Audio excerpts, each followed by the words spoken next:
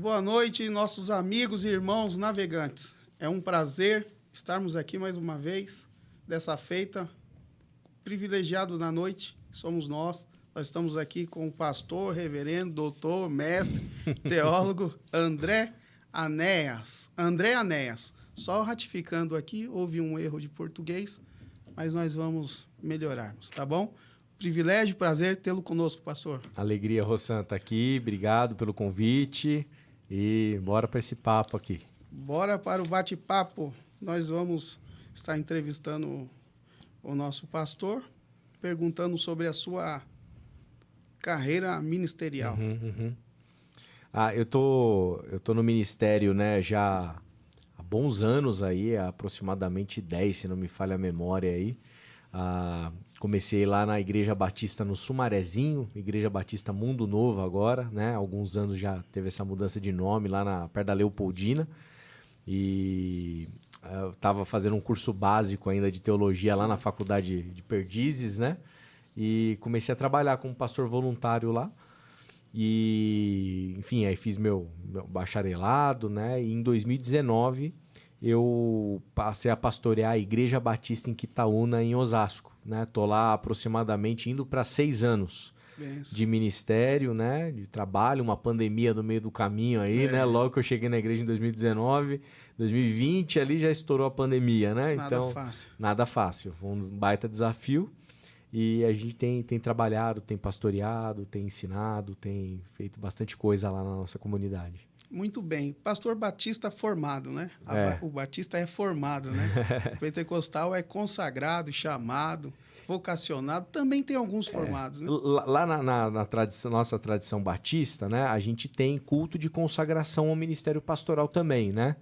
Normalmente, né, dentro do ambiente da Ordem dos Pastores Batistas, né, da Convenção Batista Brasileira, a gente tem por praxe, né, que o candidato ou aspirante ao ministério, né, ele se forma. Certo. E após a formação, a igreja local pede o concílio desse pastor. Aí, depois de sabatinado, né, e aprovado, ele vai ser consagrado ali pela igreja. Agora, a igreja tem autonomia também para poder consagrar a quem ela quiser, né, ao ministério, né, porque é uma decisão da igreja local ali, né. Certo. Pastor André Anéas, chamo de reverendo também, reverendo porque tem formação, né? Ele tem alguns livros escritos. Sim. Fantásticos. Eu tenho um aqui em minhas mãos, Teomística. Estou com outro aqui, Manual do Comportamento dos Evangélicos.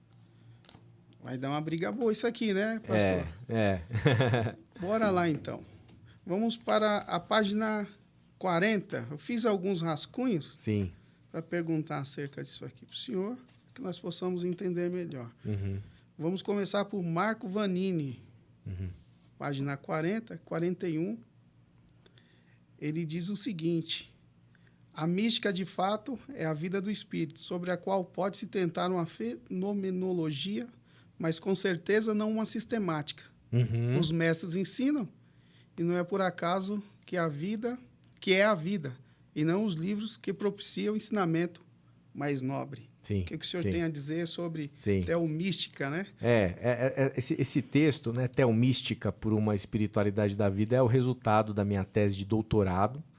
Então, depois que eu faço bacharelado em teologia, eu vou fazer mestrado e doutorado lá na PUC de São Paulo. Certo. E a temática que mais me encantava desde a época do bacharelado era o assunto da mística, né? E também da espiritualidade, né?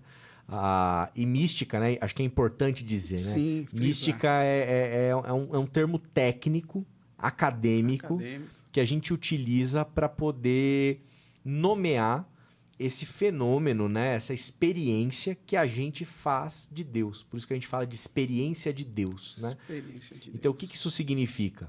Significa o estudo desse fenômeno, né? Que é a interação direta do ser humano com o sagrado, de modo não intermediado por um outro homem, por um sacerdote, por um pastor, por um padre, etc. e tal, né? Então, mística é isso, né? É importante dizer isso porque às vezes o pessoal ouve mística, é um termo que não é tão comum dentro do meio evangélico protestante, e acha que tem a ver com o copo d'água na TV, que você, Magia, o pastor olha, mago, levitar, levitar. né? Tem nada a ver com isso, né? É um termo acadêmico, técnico, etc e tal. E o que acontece, né? Dentro da tradição cristã, nós temos muitos místicos e místicas. Sim. E esses místicos e místicas, eles deixaram pra gente textos, registros das experiências que eles tiveram de Deus no passado. Certo. Então, esses textos místicos, eles são objeto de estudo nosso, né? De quem está na academia estudando, Sim. a gente se debruça ali para estudar. E o que eu tento fazer na tese? Eu tento pegar todo esse arcabouço, todo esse conhecimento místico, e eu tento fazer um exercício. Como que isso afeta a nossa produção teológica? E aí essa citação que você fez do texto aí, que eu cito aí, né? Ela é muito importante, porque quando a gente começa a considerar na nossa elaboração teológica a questão da mística, a gente começa a valorizar mais a vida e menos as sistemáticas. Porque com certeza que você, né, os ouvintes aí conhecem as teologias sistemáticas, né?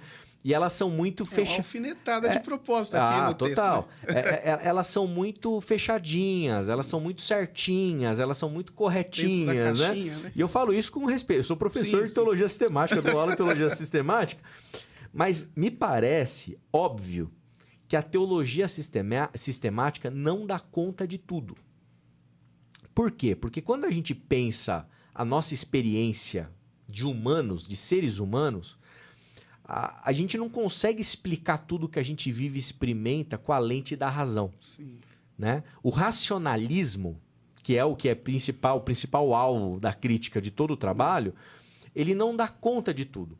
Qual que é o problema? O problema é que as nossas teologias são racionalistas. Racionalista. Então você pergunta para um teólogo racionalista, né? Por que isso está acontecendo na minha vida? Não, está acontecendo por causa disso. O que é isso? Isso é isso. Qual que é a ordem dos decretos divinos na eternidade e tal? Não, é essa. São os códigos teológicos. Mas caramba, você sabe tudo. Assim, sabe explicar tudo. Sim. Né? As coisas daqui, as coisas do além também, né? O que acontece depois da morte? Acontece isso. Poxa vida, você foi até lá para saber todos esses detalhes, né? Então, a teologia, tradicionalmente, e a teologia que a gente herda como protestantes e evangélicos, ela tem traços racionalistas. As nossas sistemáticas, elas prevalecem no nosso modo de pensar a fé, pensar a igreja, pensar tudo.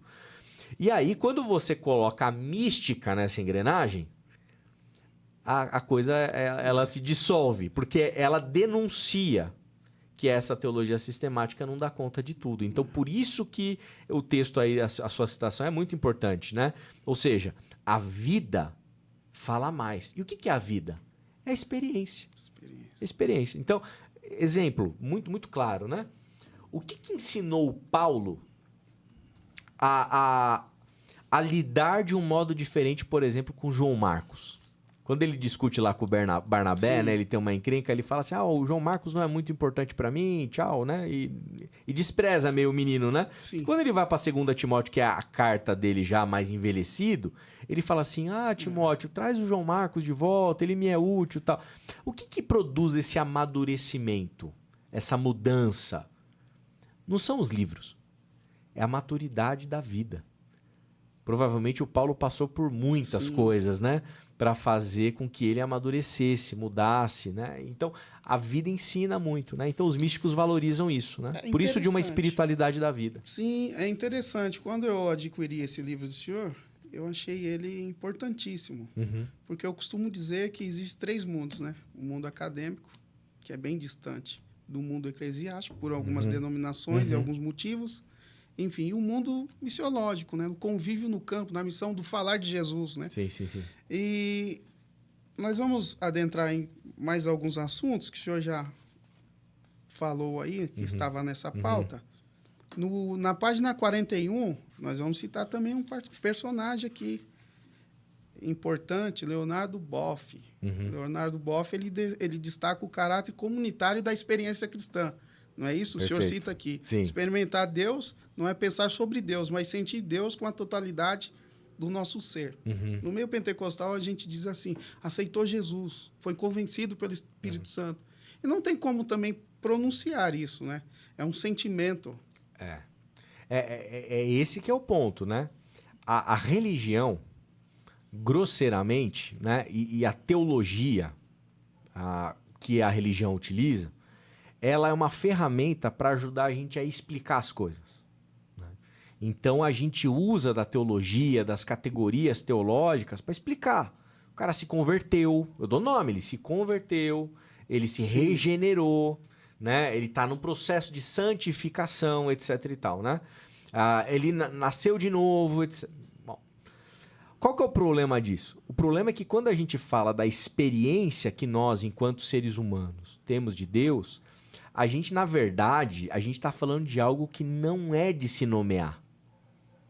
A maneira como a gente nomeia, não está errado nomear, né? Tentar nomear, mas é uma tentativa que não descreve com exatidão exatamente aquilo que aconteceu.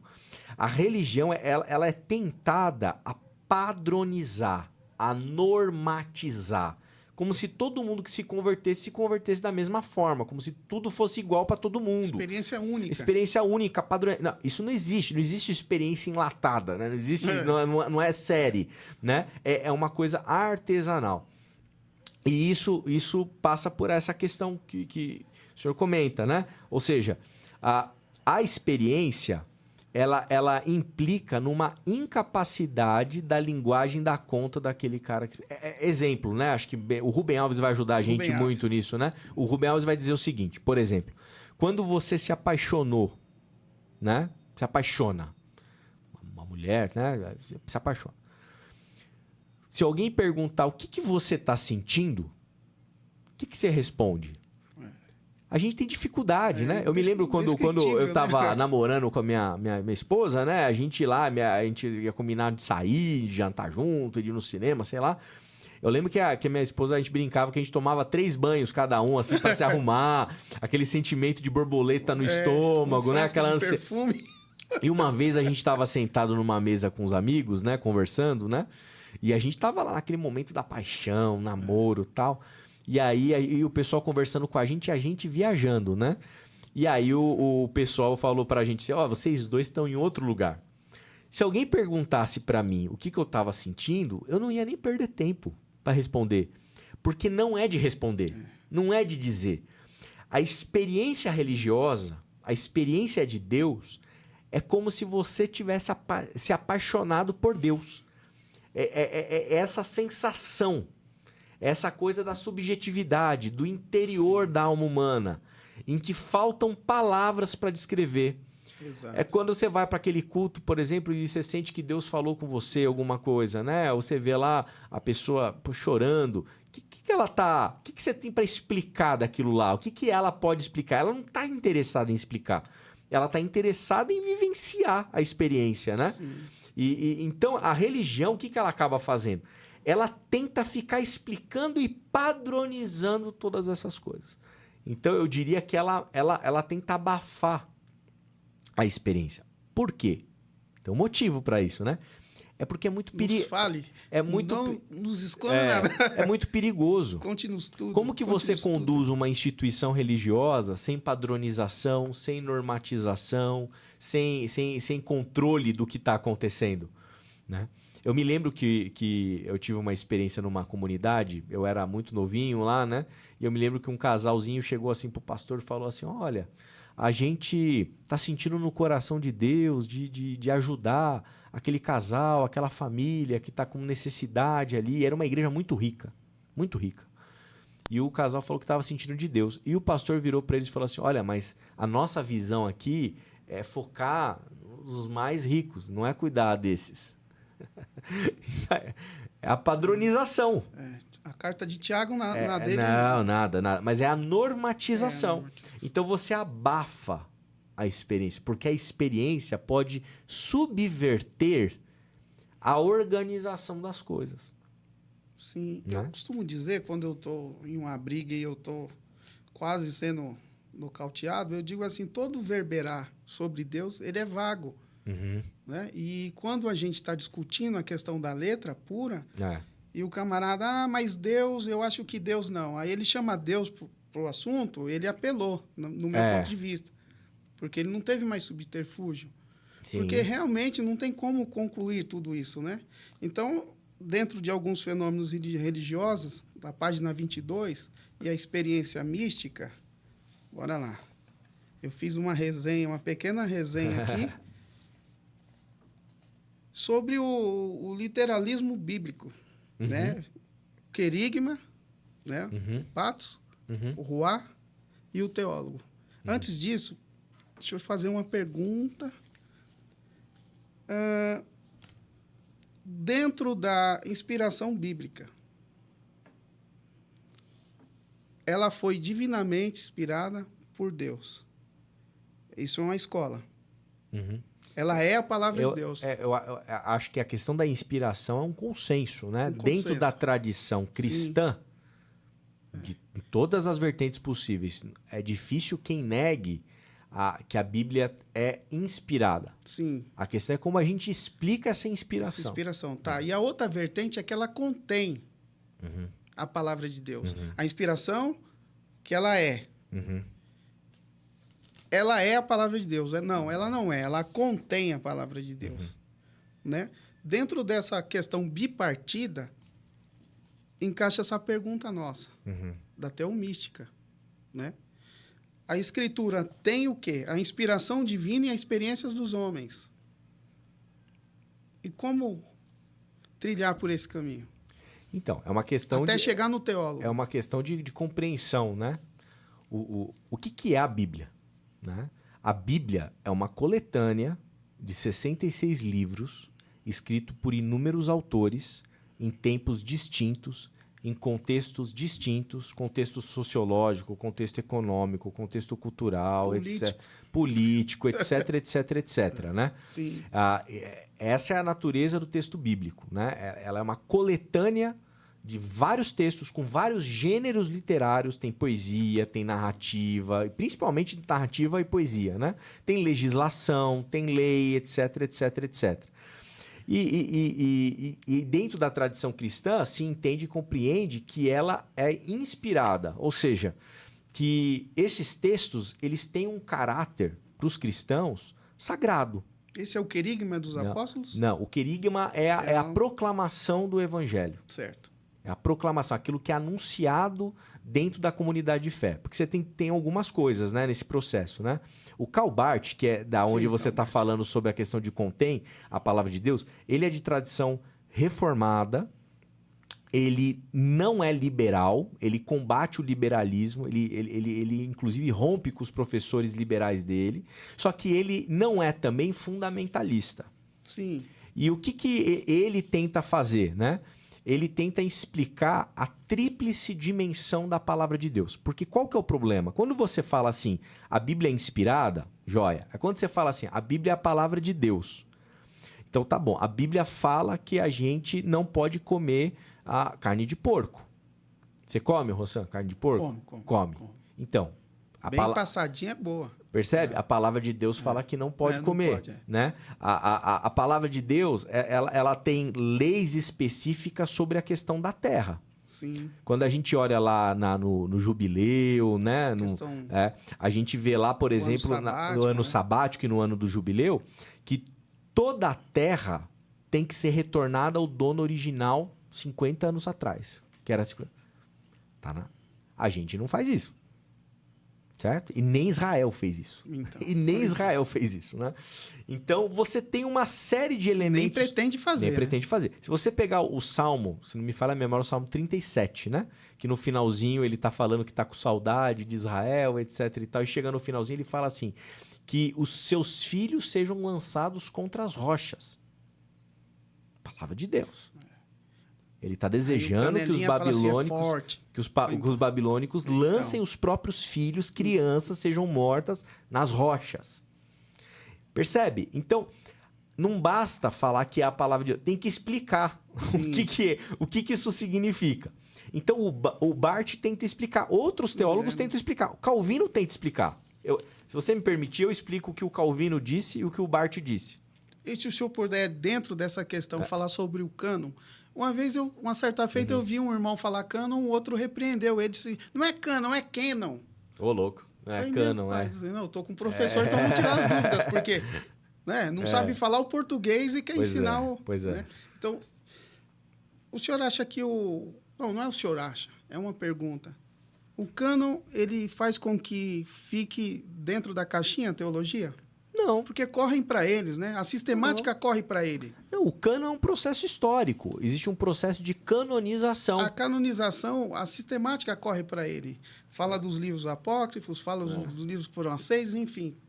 Não, mas eu particularmente eu não acho que isso é um problema, né? A canonização. A canonização o que é? É um processo histórico, um processo pelo qual a igreja, ao longo dos séculos, ela foi discutindo e definindo aquilo que faria parte... O que era inspirado ou não? Do que era considerado inspirado. Porque os pseudopígrafos, chamados pelos protestantes, eles são inspirados, não são inspirados. Para a tradição cristã protestante, é diferente da tradição cristã católica, tem algumas divergências de textos, mas grosseiramente a maioria é tudo igual. E Paulo faz uso, né? Faz uso, faz. A Bíblia cita Enoque, por exemplo, de textos apócrifos. Esses textos são importantes também, a gente lê, estuda eles, né? Só que para nossa tradição, inspirados são 66. Sim. Ponto, né? Agora, voltando à questão da palavra de Deus, porque eu acho que vale a pena explicar. Vale, precisa ser explicado, né? Então, o que, por exemplo, o Calvino faz? O Calvino, ele vai dividir a palavra de Deus em duas. Ele fala que existe a palavra de Deus encarnada. A encarnada, Cristo. Encarnada, que é Cristo, Jesus, a pessoa de Jesus. Emmanuel, Deus Exatamente. Conosco. E existe a palavra de Deus escrita. É o verbo? Não, a palavra de Deus escrita é a Bíblia. O verbo é Jesus. A palavra de Deus encarnada é o verbo. Certo. Que é a chave hermenêutica.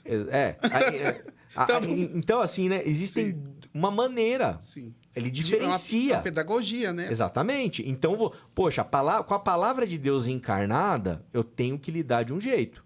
Com a palavra de Deus escrita, de outro. Eu preciso de hermenêutica, eu preciso estudar, eu preciso entender se pode ou não posso comer carne de porco, se eu tenho que devolver a terra ou não devolvo, ou como que eu lido com isso daqui. Porque se eu apegar a letra na literalidade, sem considerar a palavra de Deus encarnada, eu crio uma confusão.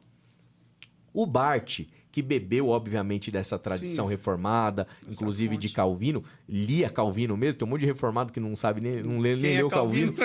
Mas o Karl Barth, ele vai falar de uma tríplice dimensão da palavra de Deus. Ele fala assim, que existe a palavra de Deus encarnada, que é a pessoa de Jesus. Ele é a palavra, o Logos. Voltando aí, navegantes. O Logos se fez carne. A palavra se fez carne. Jesus. Existe a palavra de Deus proclamada. O que é a proclamação? No começo, no primeiro século, você não tinha o cânon.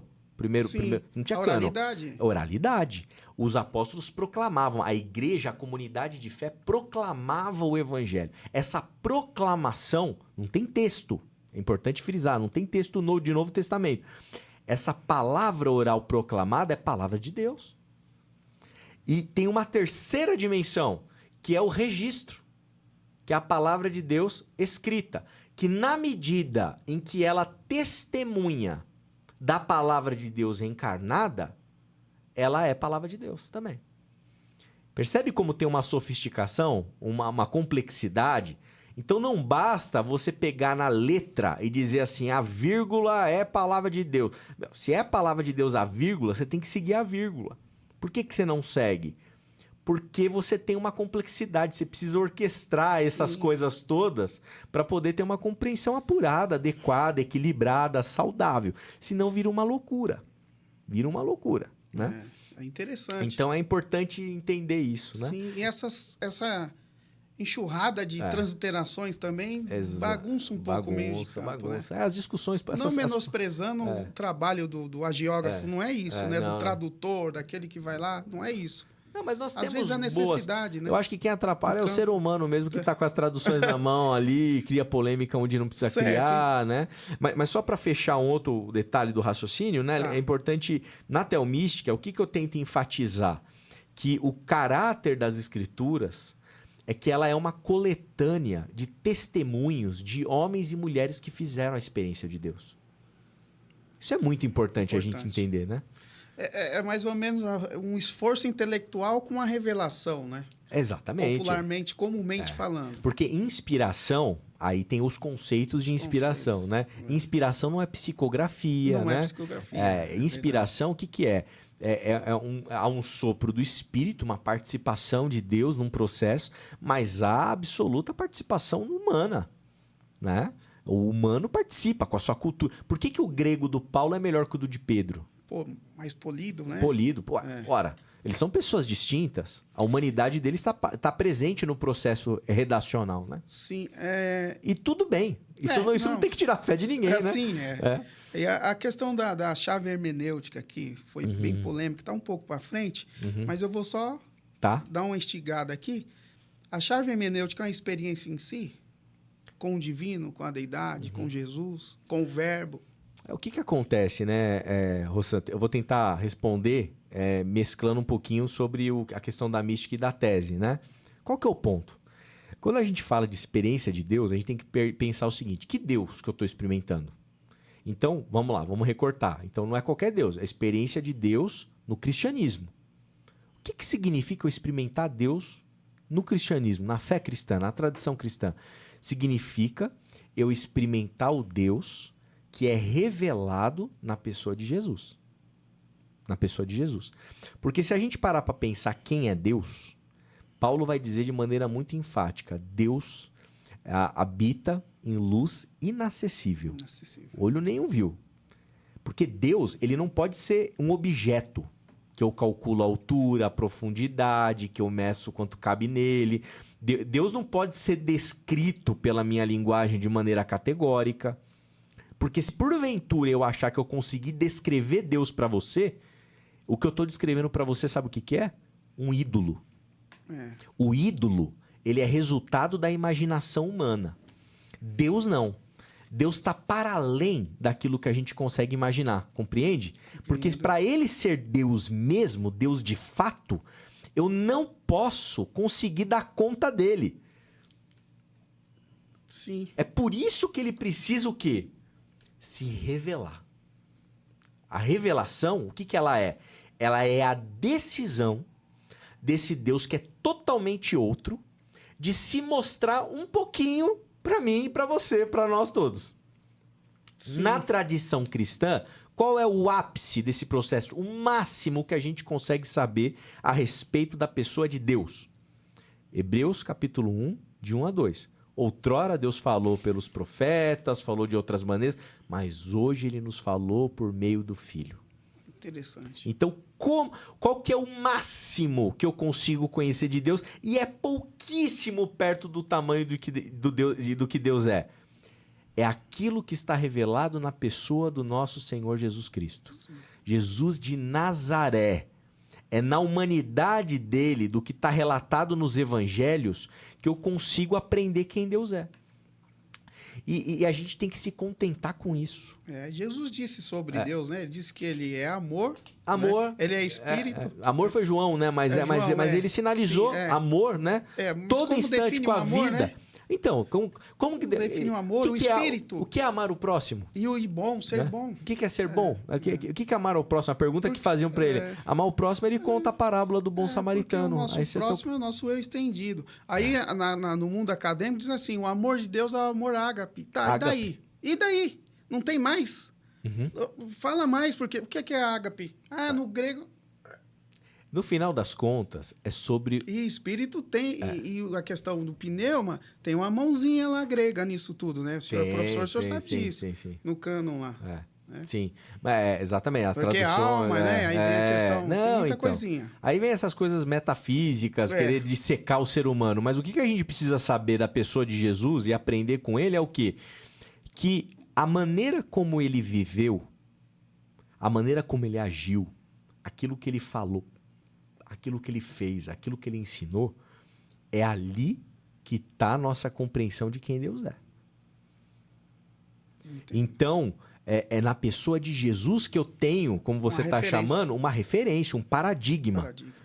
Se você fala para mim assim, eu me converti, só que você odeia, você violenta, você agride, você se vinga, Você é homofóbico. você é homofóbico, você é misógino, você é racista. Essa pessoa, ela experimentou algum Deus, não o Deus revelado na pessoa do nosso Senhor Jesus. Perfeito. Na página 27, o senhor fala sobre a radicalidade, e até o mística. Aí eu te falo uma frase aqui, vou recitar. A Torá é uma camisa de força? Para os fariseus da época de Jesus, sim. Né? Quem diz isso é o Frei Clodovis Boff, o irmão do Leonardo. O irmão do Leonardo ele vai falar isso num texto em que ele discute os sinais dos tempos. Por quê? Porque perceba, qual que é o maior sinal de Deus? Acabamos de falar que o maior sinal de Deus para a humanidade é a encarnação do Verbo. A encarnação de Deus em Cristo Jesus. Essa encarnação, essa pessoa, a pessoa do nosso Senhor Jesus, está diante de quem lá no Novo Testamento, nos Evangelhos? Diante dos fariseus. Sim. Diante dos mestres da lei. Quem mais entende de Torá, de Bíblia, etc. São os caras, eles que entendem. Né? E o que acontece? Eles não conseguem perceber que o Messias está na frente deles. Eles não conseguem perceber que o maior sinal de Deus está diante deles. Não tiveram a revelação. Não conseguiram perceber. E o que os prendeu? A lógica com que eles lidavam com a Torá. A hermenêutica deles estava tão enrijecida, estava tão aprisionada dentro daquelas categorias, daquele maneiro de organização ali das leis, das explicações e discussões sobre as leis, engessada, que a maneira como Jesus ensinou e pregou se tornou uma afronta para eles.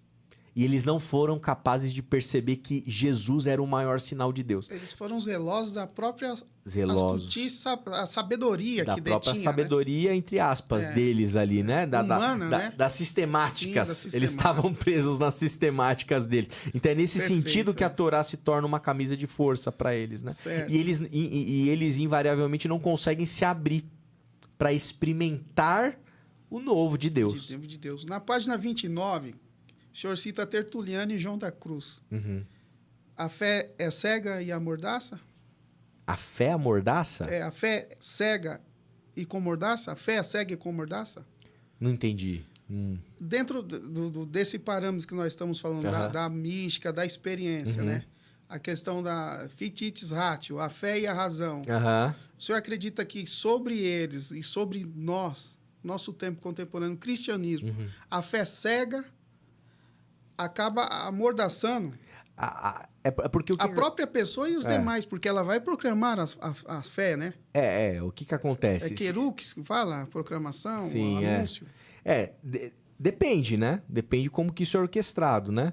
Se você ficar com uma fé cega, né? Uma fé que não tem razoabilidade, uma fé que não tem explicação, uma fé irracional. É a fé que os rabinos tinham diante da verdade, né? Não conseguiram. Então, isso pode beirar o fanatismo religioso, isso pode ir para lugares perigosíssimos. É o que estamos vivendo, né? Porque a pessoa ela consegue justificar loucuras, né? Então, assim, se Deus está falando comigo aqui que eu vou destruir isso tudo, a pessoa vai e destrói.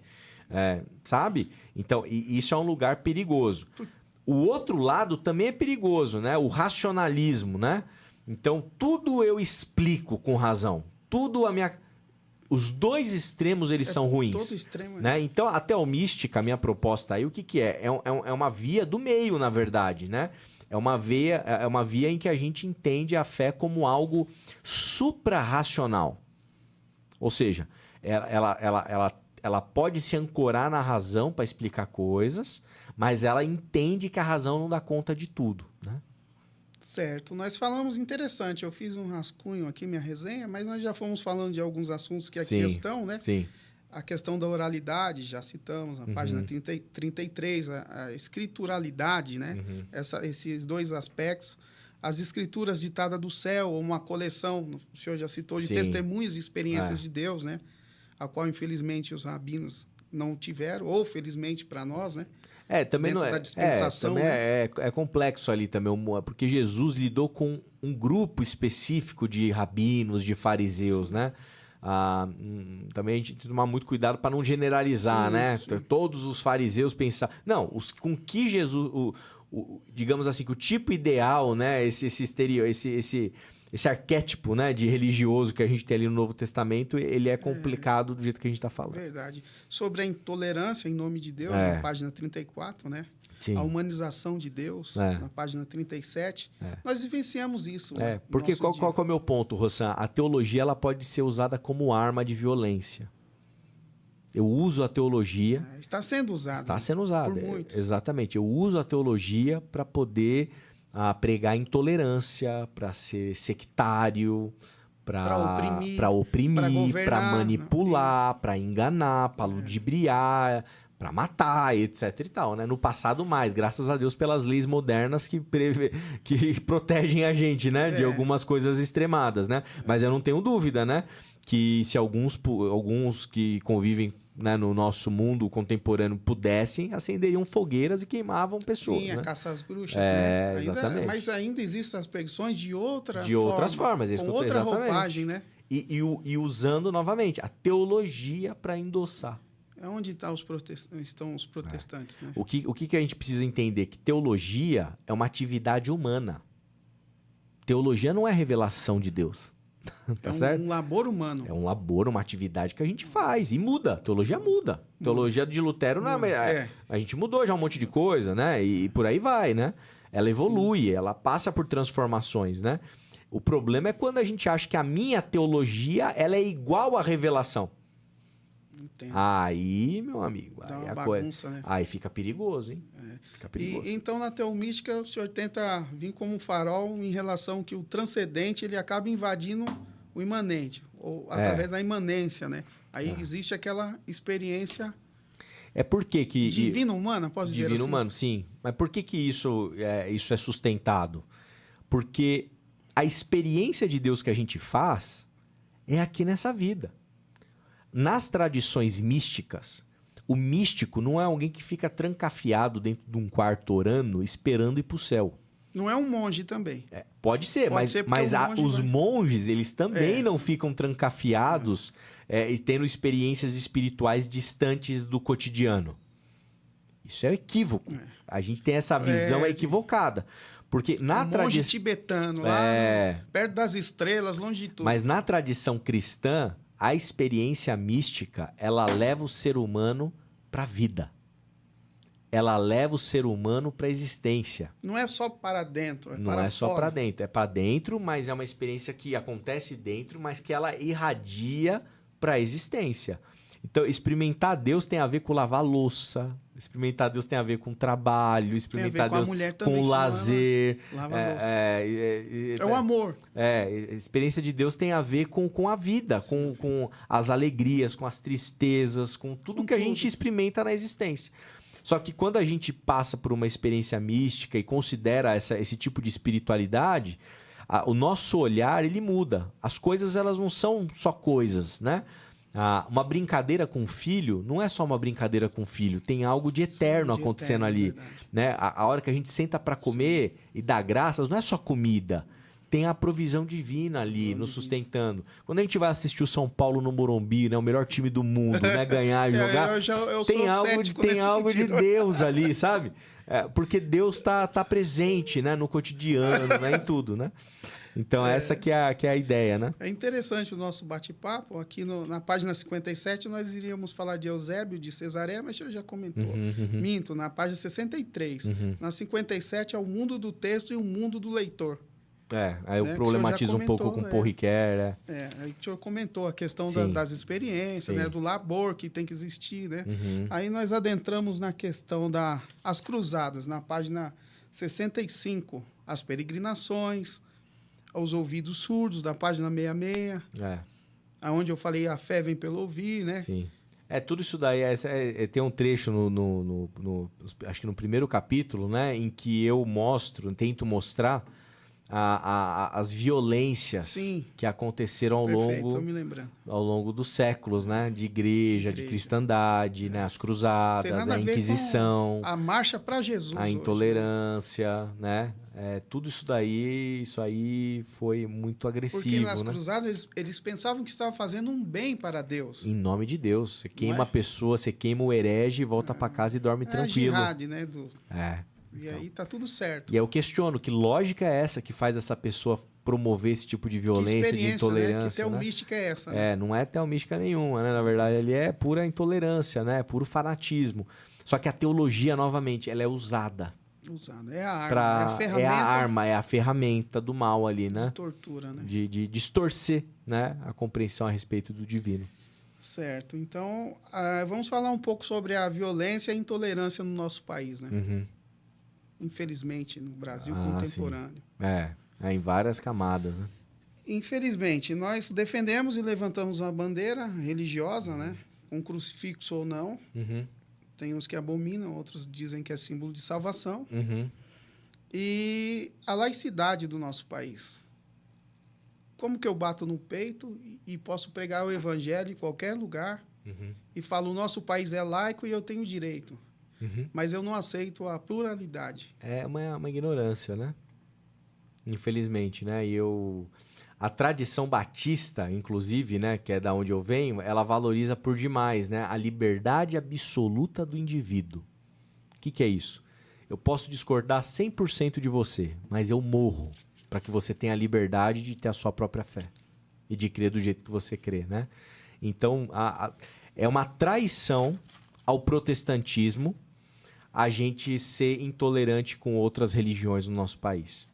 É uma traição ao protestantismo, é pisar no sangue de muita gente que lutou pela liberdade religiosa. Então, a melhor coisa que nós podemos fazer como cristãos é o quê? É lutar para que todo mundo tenha liberdade para professar a fé que quiser.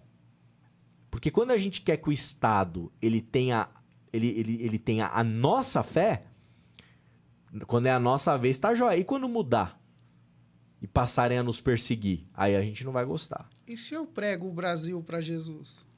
Isso é uma incoerência, uma incompreensão histórica, isso é uma ingenuidade, isso é uma distorção de alguns textos bíblicos, isso aí é uma coisa complicadíssima, né? Porque se só tem o Brasil e eu prego e todo mundo se converte, eu vou fazer o que depois? É uma teocracia, Aí eu vou fazer o que depois? Tentar instruí-los?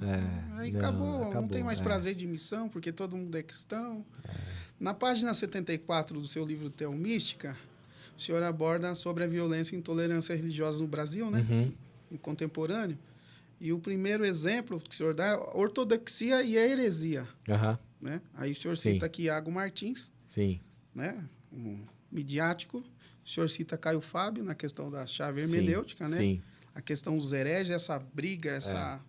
É porque no caso aí, o youtuber, ele acusa o outro pastor de ser um herege, né? E o que eu coloco é o seguinte, puxa vida, será que esse outro, ele obrigatoriamente ele tem que ser um herege?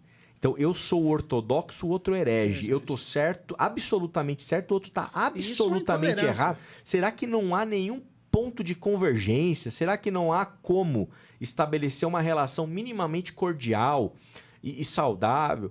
Poxa, entendendo, olha, eu penso diferente dele, mas... herege, né? É forte. É forte, né? É um sectarismo radical, né? E a gente percebe que, obviamente, isso se transforma, se é que não é, em tolerância, né? Tolerância para com o outro que tem uma outra percepção a respeito da Bíblia, de cristianismo, de fé, etc e tal, né?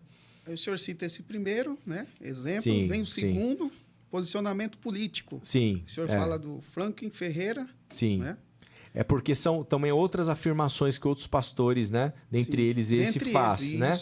Que assim, você não pode ser cristão e ser de esquerda, ser de um campo mais progressista. Ora, será que não existe a menor possibilidade de você ser cristão verdadeiro e ter um posicionamento político, uma compreensão política, uma leitura política mais à esquerda do espectro político? Nada presta na esquerda? Né? Absoluta, exatamente. Eu sou obrigatoriamente, tenho que ser de direita. Né? E podia ser o contrário, Ao contrário, também. né? Alguém de esquerda fala assim, ó, se você não for de esquerda, você não é cristão. Ora, será que não existe absolutamente nada, a possibilidade de alguém ser mais à direita e ser um cristão genuíno, É entende? mais ou menos assim, eu sou da missão integral e eu não posso ser de direita. É, Eu tenho que ser de esquerda, pois é, sim. porque é o comunismo. Uhum. E aí fica, né? Então, São os ismos, né? são radicalismos, né? Muito complicados, né? E aí a gente vai pro terceiro exemplo, que é de um Sim. outro pastor ali que vai no campo da Sim, moralidade, da né? boa, perfeito. Né? Pode É, escorrer. que é o caso que ele fala o seguinte, né? Esse pastor.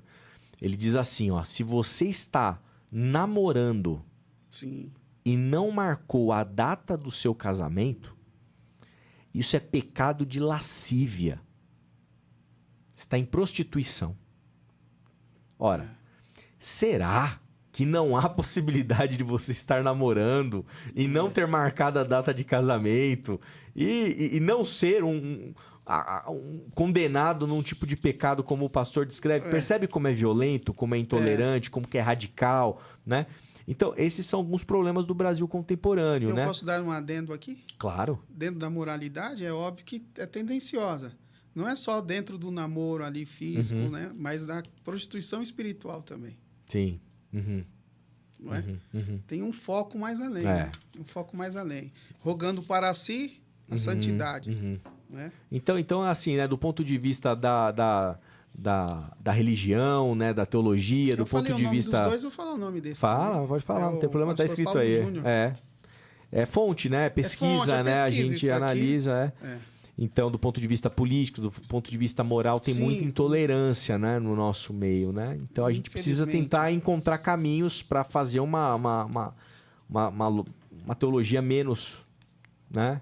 Ou nada intolerante, né? É verdade. Essa que é a minha tentativa aí. E o interessante é que sempre houve essas questões, né? Política, né?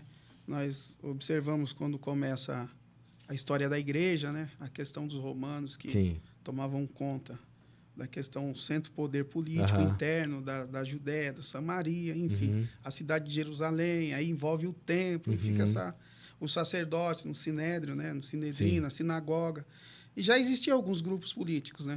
Os saduceus, os doutores da lei, os fariseus. Eu fiz algumas anotações, os zelotes, herodianos, os essênios, samaritanos, como o senhor sabe. Bem sabe. Hoje nós temos diversos desses, né? O mundo religioso do primeiro século é plural, né? Não existe um cristianismo primitivo, existem cristianismos, comunidades, né? Então, essa é outra coisa imaginária, essa ideia, né, de que existe um grupo unificado, homogêneo, tudo igualzinho. Não é assim que funciona nem no primeiro século, nem ao longo de toda a cristandade, nem agora. E as roupagens são diferentes, somente, né? Mas a ideologia sempre respinga alguma coisa. Igual Pedro, diz os historiadores que dizem que Pedro era zelota, né? Sim, Armado, né? Outros falam Parece. sicários, né? Aqueles que iam para a guerra, derramavam sangue. E dão até o exemplo de cortar a orelha de Jesus. Lá. De Jesus não, do soldado. Do soldado, Pedro, né? Então, poderia ser, talvez, né? o de esquerda, porque o de esquerda é o diabólico. E o de direita não é. Na verdade, exatamente. Na verdade, a coisa é muito complexa, né? E não dá para ficar sendo tão taxativo assim. Sim, aqui o senhor diz que o povo evangélico, eles são importantíssimos na decisão eleitorais, né? Eleitoreiras, políticas. E dentro do seu ponto de vista, aonde vai descambar tudo isso? Aonde chegaremos? De mal a pior, como dizem, ou vai... Eu espero que não, né? Eu espero que não, né? Eu espero que a gente consiga, né, enquanto sociedade, né, e discernindo, né, o perigo dessa mistura acentuada de política com religião, né? E que a gente consiga encontrar os caminhos e as vias democráticas e, assim, graças a Deus, a nossa democracia, ela tem resistido, né? Tem conseguido conter esses ímpetos, né? Autoritários, né? Com traços de fundamentalismo religioso, né? Então, é o que eu espero, né? Mas eu acho que a gente vai continuar passando por muitos tensionamentos, né? Então, a gente vê muitas discussões que são inerentes, né, ao mundo da religião, da moral cristã, indo para o debate público. sendo pautado em jornais televisivos toda hora, né? A bancada evangélica ela faz esse trabalho de ficar tornando pública nas discussões políticas do país questões muitas vezes que são matéria de fé, né? Sim. E a impressão que eu tenho é que isso está cansando todo mundo, né? Os midiáticos fazendo o povo, o cristão, como massa de manobra. Ao ponto de algum falar, ele me representa, ele me representa.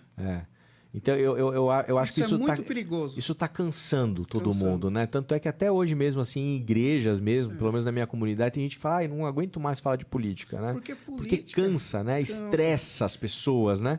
E eu acho que não é um caminho bom. A gente tem que tentar lidar com a política de uma maneira mais saudável, né? A política, ela existe em todos os meios. Né? Nós somos leigos bastante para poder... Não é isso, mas me parece que ela está andando cada vez mais de mão, ratadas mesmo, apertadas fortemente. Né? Porque tem vários interesses, né? Então, o mundo político, ele conseguiu se comunicar bem com o mundo religioso para obtenção de voto. E o outro lado também é uma verdade. O mundo religioso conseguiu acessar o mundo político para atender os seus interesses. Parece que agora é inverso, né, reverendo? Tertuliano, né? A questão de Tertuliano. Antigamente, os políticos iam atrás da religião. Hoje, a religião, ou os religiosos vão atrás do mundo político. Eu acho que é um caminho de mão dupla, né? Acho que você tem as duas coisas acontecendo, né? Nesse texto aí, o que eu tento discutir, né? É o modo como o comportamento político dos evangélicos ele se dá. E eu tento propor duas chaves de leitura, né? O que eu chamo de político fundamentalistas e os político protestantes. Porque tem como você ter fé cristã, né? E ser um ator político, né? Estar no ambiente político mesmo, formal, na política profissional, ou ser um militante político, ou ser um agente político. Um José de Arimateia. Enfim, independente do cargo, da função que você ocupe, né? Há como fazer uma boa política. Usar dos recursos que a própria fé cristã nos dá para a gente sermos éticos, cuidarmos do bem comum, nos preocuparmos genuinamente com o povo, com a sociedade, com o bem, né, com o bem-estar social, defender os valores democráticos, garantir e defender a separação de igreja e Estado. Isso é possível, né? sem ser engolido pela... Isso é completamente possível. Tem gente tem evangélicos que fazem isso na política, né? Tem alguns. Agora, tem muitos que distorcem as coisas, né? Então, o cara vai para plenário e leva a Bíblia para citar, né? Mistura religião com política no ambiente público, usa dos seus interesses pessoais, particulares, da fé no ambiente. Então, assim, você estava falando de missão, né? A maneira da gente fazer missão na política é diminuindo a pobreza, é promovendo justiça, é dando acesso à escola para todo mundo, escola integral de qualidade, é garantindo a segurança pública, né? Assim que a gente faz missão na política. São vertentes. Né? Agora, você não faz missão na política querendo converter todo mundo à tua religião, querendo fazer com que o país seja um país evangélico, querendo cantar louvor na hora da plenária do Senado. Fazer uma entende? oração... Tem o seu local, exatamente. Né? Tudo tem o seu lugar. Né? Então você tem dois modos aí, e é isso que eu tento discutir aí. Então falta esclarecimento, né? Falta bagagem, falta sustentação teológica adequada, teologia boa, falta conhecer a nossa própria tradição. O protestantismo é tão rico, né? Nos ajuda tanto a pensar o mundo, né? Só que, às vezes, a gente se contenta com algumas lógicas que estão por aí muito rasinhas, né? Rasinhas. Aqui no manual do político dos evangélicos, né? O senhor cita na página 51, fala sobre o banho de sangue lá no nome de Deus que marcou a Europa. Sim. Aí o senhor cita os católicos matando os protestantes, né? Os protestantes matando os católicos. Os protestantes matando os protestantes. Calvinistas, os luteranos, os anabatistas. E como diz o Luiz Felipe Pondé, eu já discuti isso um pouquinho com ele, ele fala o seguinte, que se eles pudessem conseguir, eles se matavam a todos. Todos morriam. De tanto sangue derramado em nome de Deus na Europa do século XVII. A coisa foi feia. É feia. Um filósofo chamado Hobbes, se eu não me engano, ele diz que o homem é o lobo de si mesmo, né? Exatamente. Meu Deus, São os caras que vão trabalhar a questão dos tratados sociais, né? Thomas Hobbes, o Voltaire, o John Locke, muitos deles protestantes, inclusive. Aqui né? Então, eles... Por que eles discutem o Estado moderno nessa época? Por que eles promovem a modernização, né? Esse caminho da modernidade, né? Por culpa dos religiosos, Rossan. O banho de sangue europeu em nome de Deus, as guerras religiosas europeias do século XVII, é isso que é a causa da secularização. Eu não estou dizendo isso como coisa ruim, não. Eu acho ótimo a secularização e o mundo moderno. Porque a gente conseguiu se adequar minimamente para a gente viver em paz com menos guerra. Sim. Porque se não tivesse esses mecanismos que a gente criou, a gente estaria no banho de sangue ainda. Agora, deixa eu fazer... Ou não estaríamos aqui para contar a história, né? Sim, mas deixa eu fazer uma pergunta dentro da minha leiguice, né? Me perdoe a ignorância. Usa-se algum slogan em chavão. E a gente olhando de uma forma superficial. Quando há uma perseguição, há um crescimento dentro do primeiro século, né? Do primeiro período da igreja ali. Mas aí está envolto de uma série de questões. Não é só pela perseguição daqueles do caminho ou sectários que seguiam a Cristo, não. Uma questão política, né?